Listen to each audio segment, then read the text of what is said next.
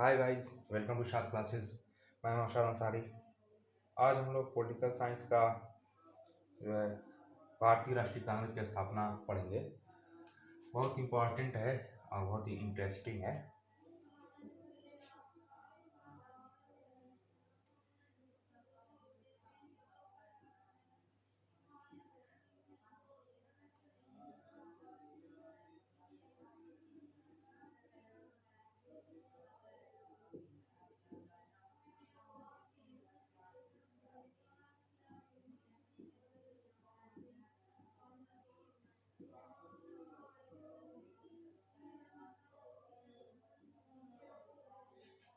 आज हम लोग पढ़ेंगे भारतीय राष्ट्रीय कांग्रेस की स्थापना।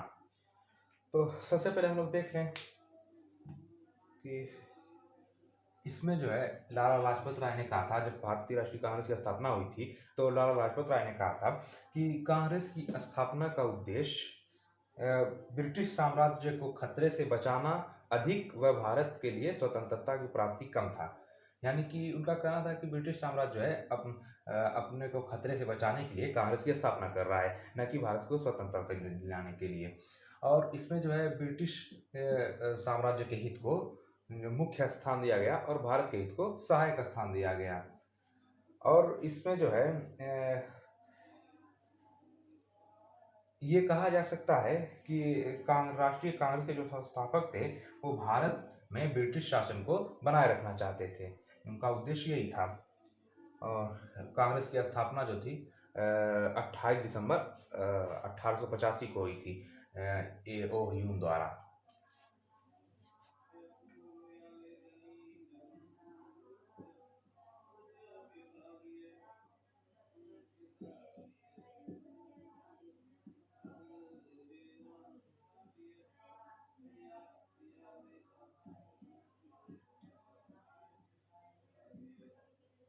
अट्ठाईस दिसंबर 1885 को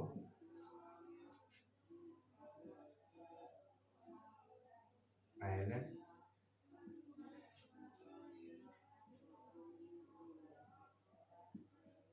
ऑक्टेवियन ह्यूम, शॉर्टकट में ए ओ ह्यूम, भारतीय राष्ट्रीय कांग्रेस की स्थापना एलन ऑक्टेवियन ह्यूम द्वारा की गई। ये जो थे ये एक ब्रिटिश थे, ये इंग्लैंड के थे रहने वाले, और एक इन्होंने राष्ट्रीय कांग्रेस की स्थापना की थी। और इन्होंने स्थापना करने से पहले 1 मार्च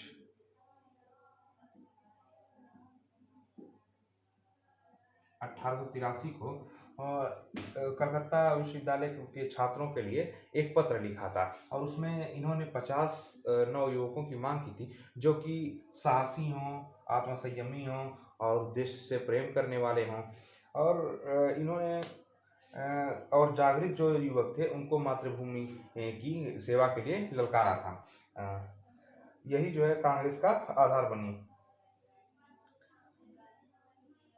ह्यूम जो थे वो भारत में समाज सुधार चाहते थे। कांग्रेस की स्थापना से पहले वो इंग्लैंड गए और इंग्लैंड में वो Lord Ripon Dalhousie,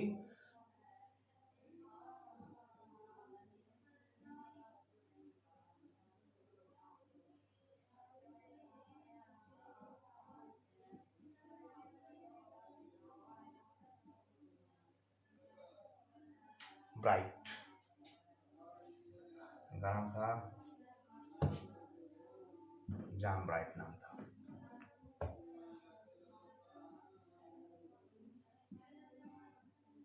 John bright ये जो है कांग्रेस की स्थापना से पहले ये इंग्लैंड गए और इंग्लैंड के जो राजनीतिज्ञ थे Lord Ripon, Dalhousie, John Wright, उनसे जो है इस संगठन के बारे में बात की कि ऐसा संगठन बनाया जाए। तो इन्होंने वापस आते ही ये तय कर लिया कि 25 से 28 दिसंबर 1885 के बीच पूना में एक इसका सम्मेलन होगा। लेकिन पूना में जो हैजा फैल गया था तो उसके कारण इसका सम्मेलन बम्बई में किया गया।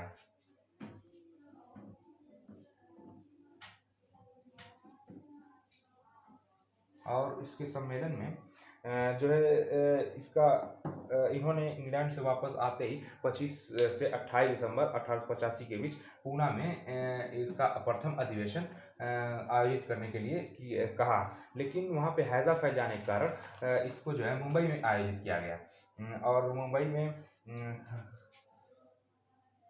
28 दिसंबर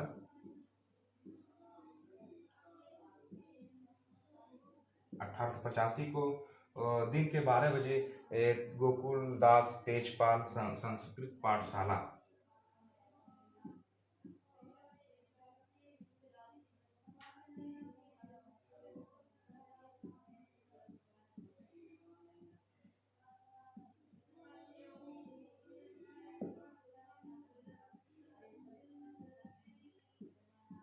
गोकुलदास तेजपाल संस्कृत पाठशाला के सहन में इसका जो है प्रथम अधिवेशन किया गया, एक सम्मेलन आयोजित किया गया, जिसमें जो है देश के विभिन्न भागों से 72 प्रतिनिधि ने भाग लिया। 72 प्रतिनिधियों में, इन प्रतिनिधियों में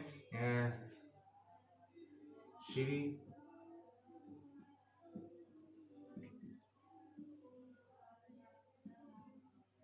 दादा भाई नौरोजी,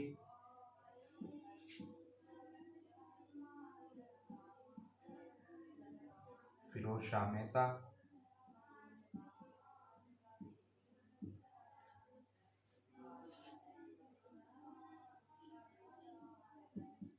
दीन शाह, खिलजी,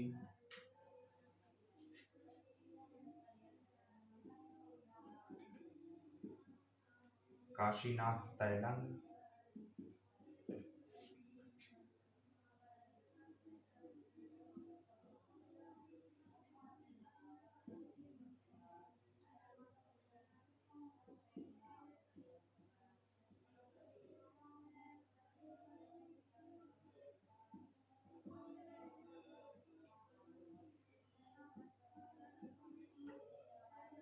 बी राघाराव आदि। ये जो 72 प्रतिनिधि थे, उनमें जो मुख्य प्रतिनिधि थे उसमें श्री दादा भाई नौरोजी, फिरोज शाह मेहता, दीन शाह खिलजी, काशीनाथ तैलंग, एन.जी. चंद्रावरकर, बी राघाराव, ये जो है उनमें प्रमुख थे। और इस सम्मेलन की अध्यक्षता बंगाल के बैरिस्टर, हाई कोर्ट के बैरिस्टर जो थे उन्होंने की थी, जिनका नाम था श्री उमेश चंद्र बनर्जी।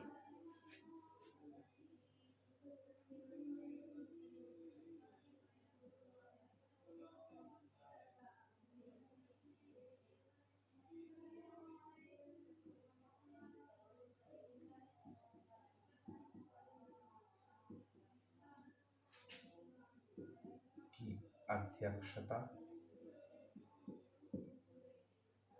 बंगाल के हाई कोर्ट के बैरिस्टर थे श्री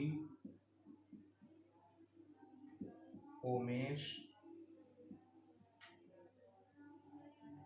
चंद्र बनर्जी, जो थे बंगाल हाई कोर्ट के बैरिस्टर थे, इन्होंने इसकी अध्यक्षता की थी। और हुयूम ने इसमें हुयूम के साथ अन्य जो सरकारी अधिकारी थे उन्होंने इस अधिवेशन में भाग लिया था। और इस अधिवेशन में जो विचार विमर्श करके ये तय किया गया कि इस संस्था का नाम भारतीय राष्ट्रीय कांग्रेस रखा जाए, इंडियन नेशनल कांग्रेस नाम दिया गया। ये था कांग्रेस की स्थापना से रिलेटेड कुछ बातें थी। और अब हम लोग देखें इसका उद्देश्य क्या था।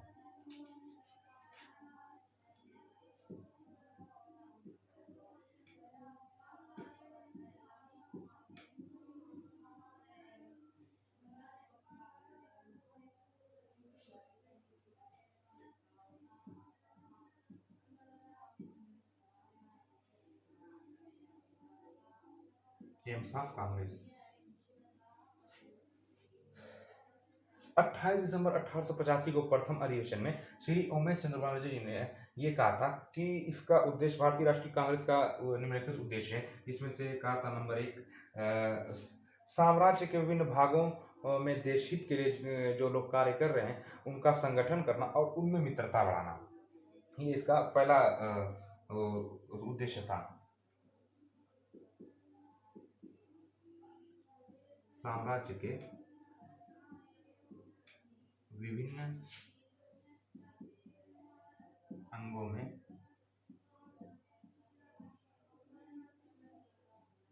देश हित के लिए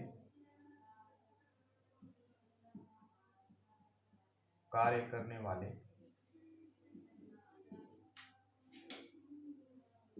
लोगों का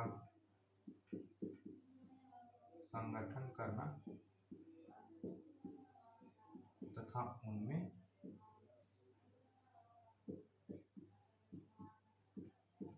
मित्रता बढ़ाना।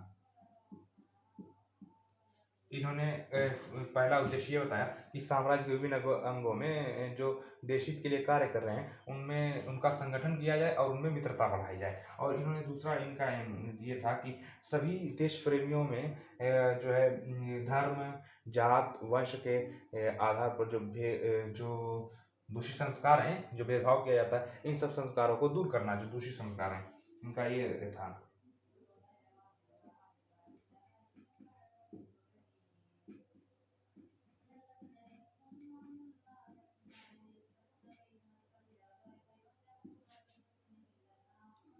वंश, जात,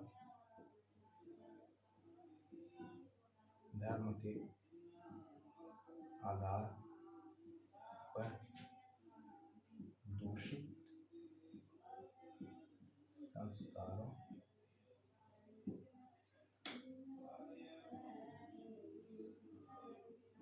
को दूर करना, इनका जो सेकेंड उद्देश्य था। इनका दूसरा उद्देश्य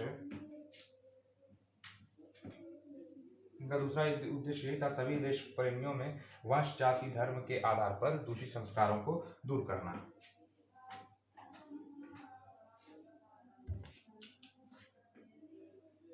तीसरा जो था, महत्वपूर्ण सामाजिक जो समस्याएं हैं उनका जो है शिक्षित वर्ग लोगों से राय लेना, विचार करना, विचार करने के बाद जो उसमें सही है उसी रास्ते को अपनाना, इनका ये तीसरा था उद्देश्य।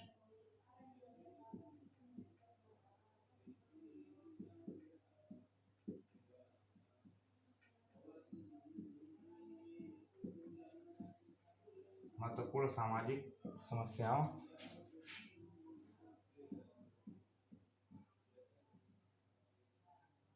के संबंध में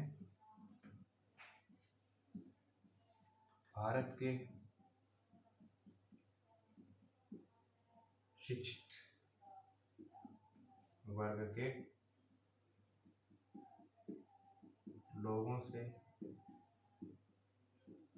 विचार करके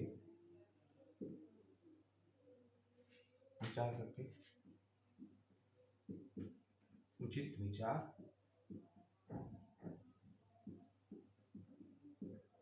अपनाना।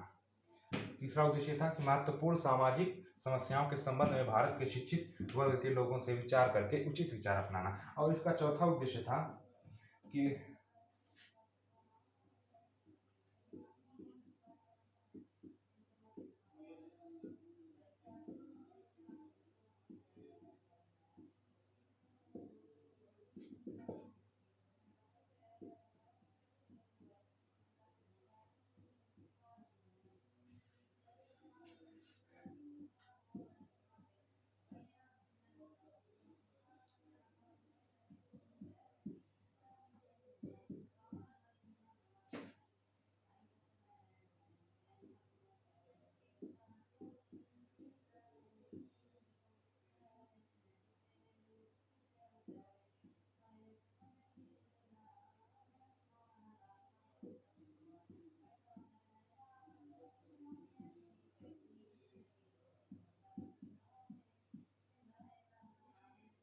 और चौथा उद्देश्य था कि उन तरीकों व दिशाओं का निर्धारण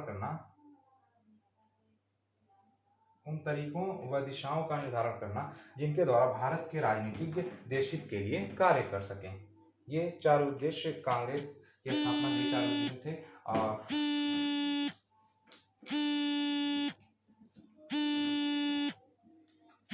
थैंक गाइस। अब हम लोग नेक्स्ट चैप्टर में पढ़ेंगे, नेक्स्ट वीडियो में पढ़ेंगे प्रारंभिक वर्ष में कांग्रेस की क्या नीति थी। Thank you.